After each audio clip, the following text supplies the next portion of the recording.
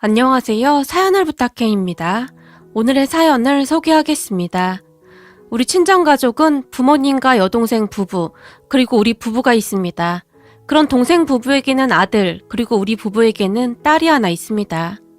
제부는 우리나라에서 손꼽히는 대기업에 다니고 있었기에 월급도 상당히 많았고 능력도 좋았던지 승진도 빨랐습니다. 그랬기에 동생 부부는 꽤 큰 아파트에 살았는데 결혼 전 제부 부모님이 아파트까지 마련해 주셔서 여유롭게 살고 있습니다. 하지만 그에 비해 우리 남편은 소방 공무원이었고 시부모님이 일찍 돌아가셔서 남편은 어릴 때부터 남편의 큰 댁에서 쭉 살았다고 합니다. 상황이 이랬으니 동생과 저는 모든 것이 다를 수밖에 없었는데요. 친정 부모님에게 용돈 드리는 것부터가 다를 수밖에 없었습니다. 동생 부부는 꽤 큰 돈을 척척 드리던 반면 우리는 항상 생활비를 계산하고 또 계산해야 했으니까요. 그리고 우리가 힘들게 사는 것을 보며 우리 엄마는 항상 내가 이래서 결혼 반대했던 거야. 네가 뭐가 부족해서 그러고 살고 있어. 라며 제게 잔소리를 하곤 했어요. 그런 엄마에게 엄마, 우리나라에 소방관이 없다고 생각해봐. 우리 남편이 얼마나 대단한 일을 하는 사람인데 그런 소리를 하는 거야? 난 우리 남편이 아주 자랑스러워. 자랑스럽긴 개뿔 뭐가 자랑스러워. 이거사. 그게 하필 왜 네 남편이냔 말이야. 예전에 그 은행 다니던 김군이 너 좋다고 그렇게 쫓아다녔었는데 그럼 김군한테는 눈길 한 번 안 주더니 아니 소방관이 뭐야 소방관이. 어쩌다 만나기만 하면 엄마는 항상 잔소리를 멈추지 않았어요. 그리고 그런 엄마를 보던 아빠가 참 잘하는 짓이다. 당신같이 이기적인 사람들 때문에 세상이 개차반이 되는 거야. 아니 내 자식들은 귀하니까 소방관 하면 안 되고 다른 자식들은 해도 된다 뭐 그런 말이야? 엄마라는 사람이 잘하는 짓이다. 쓸데없는 소리 하지 말고 우리 정 소방관님 본부시 내줘야 하니까 가서 닭 한 마리 사와. 아주 실한 걸로 잘 골라와. 엄마를 나무랐어요. 엄마는 항상 우리 남편의 가정 환경부터 소방관이란 직업까지 정말 못마땅해 했어요. 다만 우리 아빠만이 남편을 걱정해주고 몸에 좋은 것이 있으면 우리 집까지 일부러 오셔서 가져다 주곤 했어요. 이거 생강즙인데 따뜻하게 데워서 우리 정사방 먹여라. 일도 힘든데 무조건 잘 챙겨 먹어야 한다. 아유, 우리 아빠는 딸보다 사위를 더 좋아한다니까. 알았어. 내가 잘 챙기고 있으니까 걱정하지 마. 그리고 이거 아빠가 엄마 몰래 조금씩 모은 거야. 혹시 생활비 부족하면 이걸로 쓰고 정서방 돈 때문에 스트레스 받지 않게 해라. 그렇지 않아도 힘든 일 하는데 라며 제 손에 돈 봉투를 쥐어줬어요. 그런 아빠에게 아빠 안 그래도 돼. 우리 먹고 살만 하니까 너무 걱정하지 마. 그리고 며칠 전에 큰어머님이 쌀이랑 이것저것 많이 보내주셔서 먹을 게 잔뜩 있어. 라며 아빠가 주신 돈을 다시 돌려드렸어요. 정서방이 부모 복은 없어도 큰아버지 큰어머니 복은 있나 보구나. 어쩜 그렇게 잘 챙겨주시는지 내가 항상 고맙구나. 순간 아빠의 눈시울이 붉어졌어요. 아빠 말처럼 남편의 큰댁 가족들은 참 좋은 분들이셨는데 남편의 큰아버지 큰어머니는 남편을 마치 친자식처럼 그렇게 키우셨다고 합니다. 그분들의 아들과 우리 남편을 단 한 번도 차별하지 않았고 항상 똑같이 대해줬다고 했으니까요. 그분들에게 우리 남편은 아들과 같은 그런 존재였어요. 그리고 그런 남편의 큰댁 가족들에게 우리는 항상 감사한 마음이 가득했습니다. 그러던 어느 날 엄마 생신이어서 가족들이 친정에 다 모였는데 최서방 이 비싼 걸 뭐하러 샀어? 이거 엄청 비쌀 것 같은데? 라고 말을 하던 엄마의 입이 귀에 걸려 있었어요. 엄마 생신 선물로 제부가 엄청 좋은 안마기를 사서 보냈던 모양입니다. 별 말씀을요. 장모님이 좋아하시니까 오히려 제 기분이 더 좋네요. 어깨에 힘이 잔뜩 들어간 제부가 엄마에게 말했고 자네는 어쩜 그렇게 말 한마디 한마디를 예쁘게 하는 건가? 내가 자네 얼굴만 보고 있어도 기분이 좋아진다니까. 안마기 선물에 이미 입이 벌어질 대로 벌어진 엄마가 입에 침이 마르도록 제부를 칭찬했습니다. 그렇게 잠시 후에 우리 남편이 장모님 생신 축하드립니다.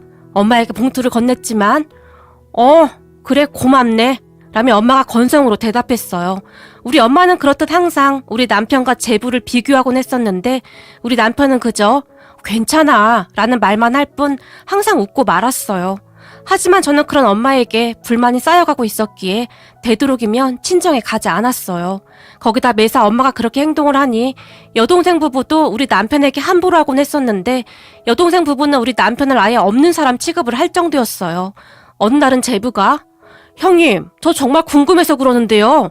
소방관은 월급이 어떻게 돼요? 제가 들어보니 엄청 작다고 하던데 그 월급으로 어떻게 생활이 유지되는 거예요? 정말 대단하세요. 우리 남편에게 물었어요.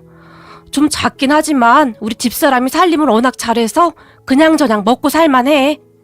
그 적은 돈을 쪼개서 쓰니까 처형에 제대로 된 옷 한 벌 못 사 입잖아요. 처형 보고 있으면 참 안 돼 보여요. 볼 때마다 맨날 같은 옷만 입잖아요. 그러게 나도 그 부분은 좀 미안하게 생각하고 있긴 해. 남편이 멋쩍은 듯이 웃고 있었고 옆에 있던 제가 제부를 보며 옷만 번지름하게 입고 다니면 뭐해. 속이 텅텅 빈 강정인데. 진짜 있는 사람들은 그렇게 티내고 다니지도 않아. 그리고 우리 그렇게 못 살지 않아. 큰어머님이 수시로 챙겨주시기도 하고 크게 힘들지 않으니까 제부는 신경 꺼. 에이, 큰아버지 큰어머니가 친부모도 아닌데 그렇게 챙겨주는 게 말이나 돼요? 그러게 친자식도 아닌데 항상 챙겨주시더라고. 라며 제가 제부를 노려봤어요. 엄마가 그러니 동생 부부도 항상 우리 남편에게 함부로 하곤 했는데 그런 동생 부부가 항상 괘씸할 수밖에 없었어요. 하지만 남편은 그런 가족들을 별 상관도 하지 않았는데 자신이 하는 일에 대해 항상 자부심이 대단할 뿐이었어요. 어느 날은 일을 마치고 돌아온 남편이 화장실에 들어가서 한참 동안 나오지 않았어요. 소방서에서 무슨 일이 있는 날이면 남편은 화장실에 들어가서 오랫동안 나오지 않았는데 아니나 다를까 한참 후에 나온 남편의 눈이 빨갛게 충혈돼 있었어요. 그런 남편을 보며 당신 무슨 일 있었어? 제가 물었고 내가 조금만 더 빨리 갔더라면 그 어르신을 구할 수도 있었는데 근데 내가 너무 늦었어. 그 어르신이 그만. 말을 하던 남편이 괴로운 듯 머리를 감싸 안았어요. 아무래도 구조가 잘 안 된 모양이었어요. 당신 잘못이 아니잖아. 당신은 최선을 다했잖아. 라며 제가 남편을 위로했지만 그 뒤도 남편은 한동안 힘들어했어요. 그런 남편을 보며 어쩌면 남편은 소방관을 하기엔 너무 여린 성격은 아닌가 하는 생각마저 들었는데요. 빨리빨리 털고 일어나야 했는데 남편은 그러지를 못했거든요. 하지만 남편은 항상 최선을 다했고 집에 들어오면 지쳐 쓰러져 자곤 했어요. 그런 남편의 얼굴은 항상 초췌해 보였지만 남편의 눈동자만은 항상 또렷했고 언제 어디서나 빛이 나곤 했어요. 남편을 처음 만났을 때 그런 남편의 눈동자에 반해 결혼까지 했던 것이었는데 저는 그런 남편의 또렷하고 선한 눈동자가 여전히 너무나 좋기만 합니다. 남편은 그 또렷한 눈으로 항상 주변을 둘러보곤 했었는데 어느 날은 남편 휴무에 마트로 쇼핑을 하러 가던 중 어떤 할아버지 한 분이 길을 걷다가 갑자기 쓰러진 적이 있었어요. 그 순간 남편이 제게 119에 신고해! 라고 말을 한 뒤 급히 차에서 내려서 심폐소생술을 했습니다.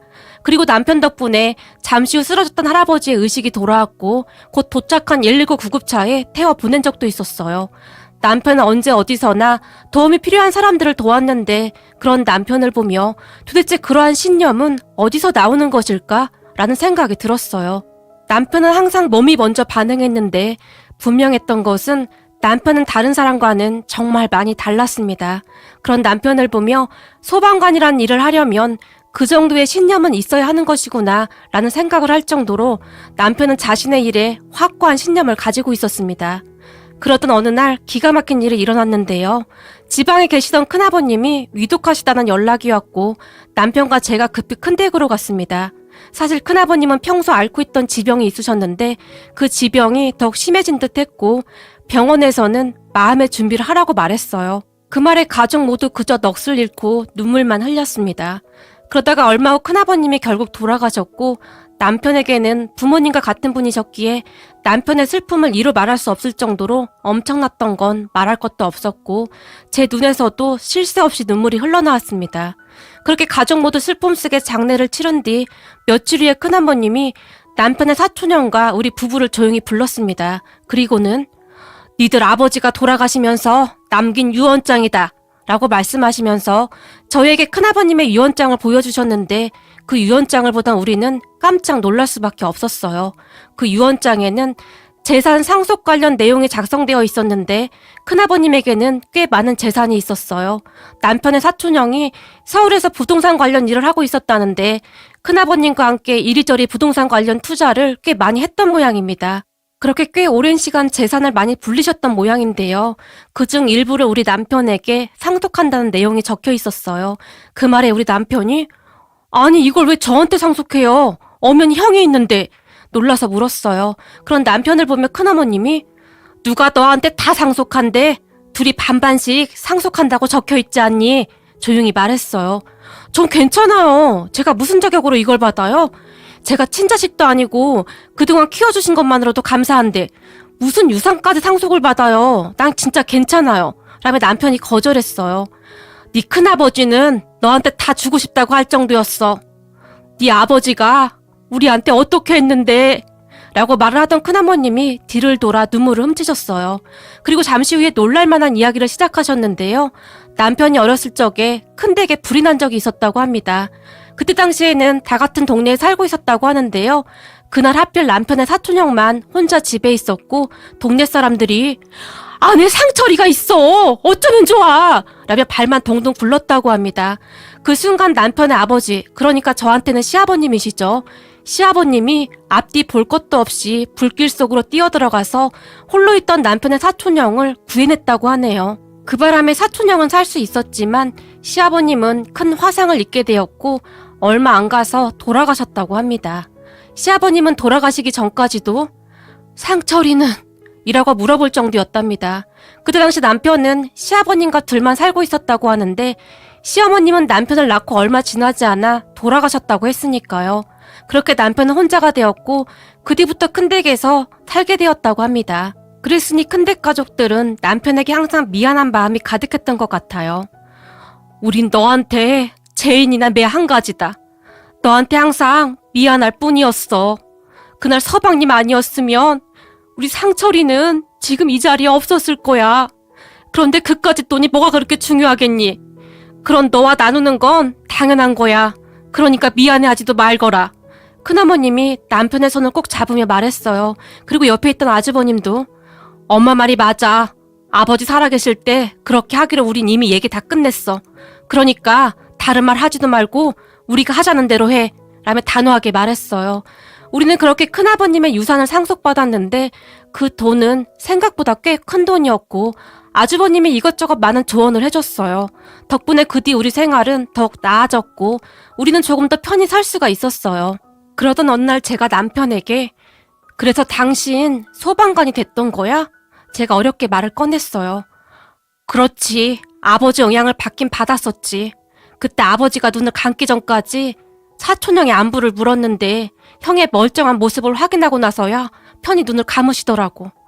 그때는 그런 아버지를 이해하기 힘들었었는데 아무래도 그때의 그 모습이 내 머릿속에 깊숙이 박혀 있었던 것인지 어느 순간부터 내 꿈은 소방관이 되었어. 물론 내가 소방관이 되겠다고 했을 때 큰아버지 큰엄마가 나를 붙들고 울고 불고 난리를 치셨지만 아마도 소방관은 내 운명이지 않았을까 싶어. 난 말이야. 불길 속을 헤치고 들어가서 사람들을 무사히 구해낼 때가 제일 행복해. 그렇게 무사히 나온 사람들이 가족들 품에 안기는 모습을 보면 그렇게 행복할 수가 없어. 물론 그렇지 못할 때도 있긴 하지만 우리 소방관들은 매 순간 최선을 다하고 있어. 화염 속에서 우리를 간절한 마음으로 기다리는 사람들을 생각하면 우리 소방관들의 마음은 초조하고 다급해져. 그리고 그 순간 우리는 죽음 따위는 생각할 시간도 없이 그냥 그 속으로 뛰어들어가는 거야. 우리 소방관들을 애타게 기다리고 있는 사람들을 위해서 말이야. 물론 누군가는 소방관이란 직업을 좋지 않게 생각하는 사람들도 있지만 난 그렇게 생각하지 않아. 모두가 위험하다고 하지 않는다면 누가 하겠어? 남편이 조용히 말했어요. 그런 사명감이 없다면 어떻게 감히 소방관을 할 수가 있을까요? 남편의 말에 많은 것을 느끼게 되었습니다.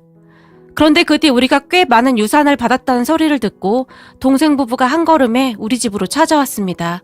언니, 엄마가 그러던데 형부 큰아버님한테 유산 받았다며. 사실이야? 친자식도 아닌데 그렇게 많은 유산을 줄 리가 없잖아? 엄마가 잘못 알고 있는 거지? 집 안으로 들어서자마자 동생이 제게 따지듯 물었어요. 아니? 맞는데? 우리 큰아버님이 아주버님이랑 네 형부한테 딱 반절씩 나눠주셨어. 근데 그게 뭐가 그렇게 잘못된 거니? 지금 이 시간에 우리 집으로 뛰어올 정도로?